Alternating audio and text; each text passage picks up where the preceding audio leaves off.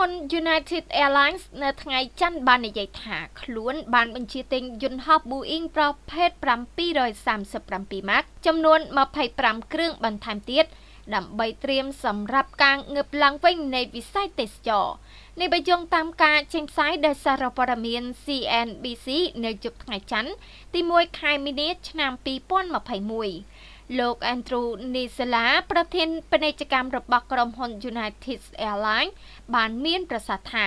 នៅពេលដែលយើងកំពុងគ្រោងសម្រាប់ពេលអនាគតនឹងការត្រឡប់មកវិញនៃតម្រូវការយើងបានរិះរកគ្រប់មធ្យោបាយដែលល្អបំផុតដើម្បីទាញយកផលប្រយោជន៍ពីបំណងប្រាថ្នារបស់ប្រជាជនសម្រាប់ការធ្វើដំណើរ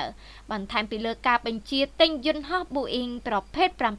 737 Max ចំនួន25គ្រឿងខាងលើ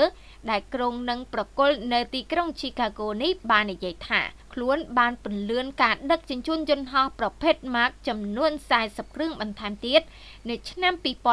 2022និង5គ្រឿងទៀតរហូតដល់ឆ្នាំ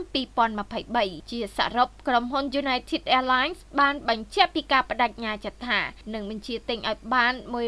188គ្រឿងនៃយន្តហោះប្រភេទ Max គួររំលឹកថាយន្តហោះ Boeing ប្រភេទ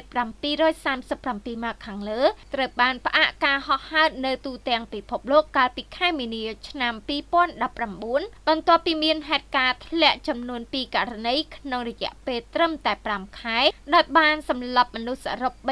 346នាក់ការបោះឆ្នោតផ្ដល់ទំនុកចិត្តលើយន្តហោះនេះឡើងវិញកើតឡើងតែប៉ុន្មានខែប៉ុណ្ណោះបន្ទាប់ពីរដ្ឋបាលអាកាសចរសហព័ន្ធហៅកាត់ថា FAA បានដកបម្រាមរបស់ខ្លួនវិញកាលពីខែវិច្ឆិកាក្រោយពីក្រុមហ៊ុន Boeing បានបង្កើតកម្មវិធីនិងការផ្លាស់ប្ដូរផ្សេងទៀតចំពោះយន្តហោះដឹកអ្នកដំណើរ